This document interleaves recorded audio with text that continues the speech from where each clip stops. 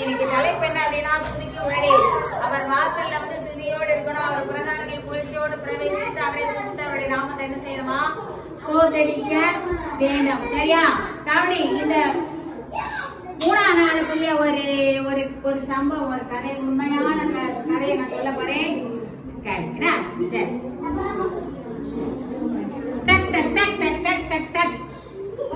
அப்படின்னு ஒரு ஆளு ராத்திரி நடு சாமத்துல ஒருத்தர் வேகமா வந்தாரு.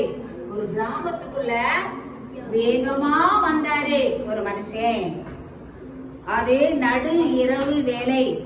அது வந்து அந்த கிராமத்துல வந்து ராத்திரியில அங்க எந்த வெளிச்சமும் கிடையாது, சரியான இருட்டு, எந்த வெளிச்சமும் கிடையாது. பழங்காலத்துல நடந்த ஒரு கதை. அங்க ஒரு வெளிச்சம் ஒண்ணுமே கிடையாது. எல்லார் வீட்டுல என்னன்னா அந்த சின்ன சின்ன அரிக்கன் லைட் விளக்கு அது மட்டும் தான் செய்வாங்க, வச்சிருப்பாங்க. அப்ப ராத்திரி 9 மணிக்கு இந்த ஒட்டநத்தம் அப்படின்ற கிராமத்துக்குள்ள டக் டக் டக் டக் டக்னு ஒரு குதிரையில வர. அந்த உடனே அந்த குதிரையில வந்த உடனே அந்த கூட அப்படியே அந்த ஒரு கிராமம், அதுல குறுகிய பாதை, குடிசை வீடு தான். எல்லாமே என்ன வீடு தான்? குடிசை வீடு, குறுகிய பாதை, சும்மா ஒரு பைக் போற இடவழி தான் இருக்கும். அதெல்லாம் அந்த சத்தம் போட்டுட்டே ரொம்ப ஒருத்தர் வேகமா இருந்துச்சாரு. அவரே அங்கே வந்தார். இவருடைய சத்தத்தை கேட்டேன்னா நான் எல்லாம் அப்படின்னு நாயில என்ன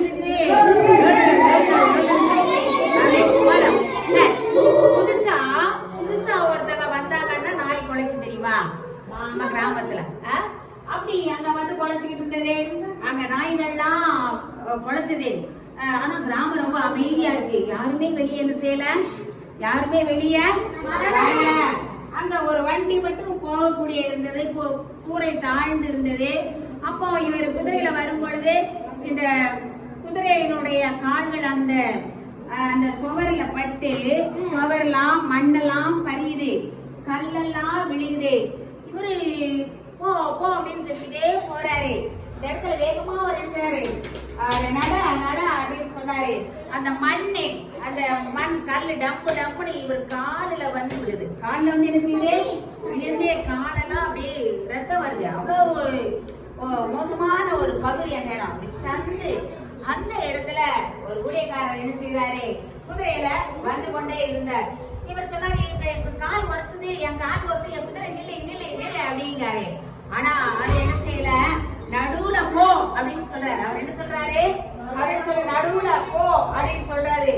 Go to the middle of the street. Go to the middle of the street அப்படின்னு சொல்றாரு. அவர் ஆங்கிலம் அந்த குதிரைக்கு தெரியுமா?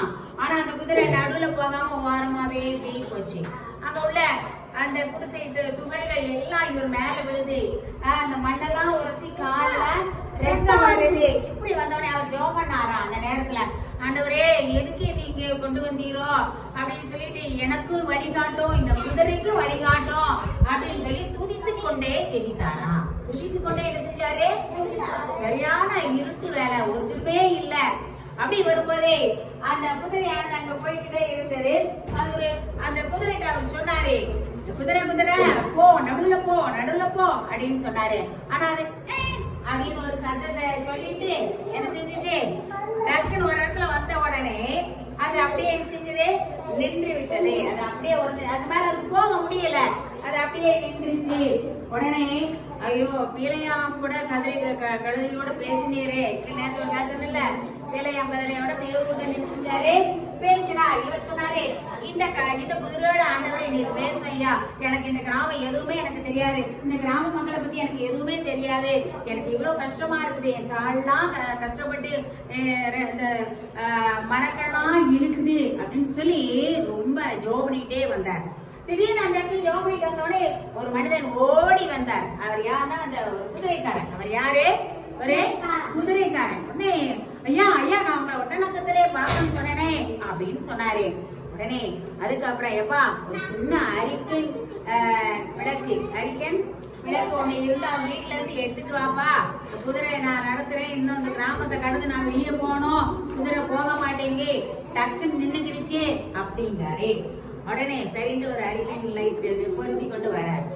பொருத்திட்டு வந்த உடனே அந்த குதிரை அந்த ஊழியர் குதிரை மேல உட்காந்துருக்காருல, அவர் மேல உட்காந்துருக்காரு. குதிரை வந்து போக மாட்டேங்க. அங்க பார்த்த உடனே ஒரு பெரிய பள்ளம் இருந்தது. 15 அடி பள்ளம் என்ன செஞ்சது இருந்தது.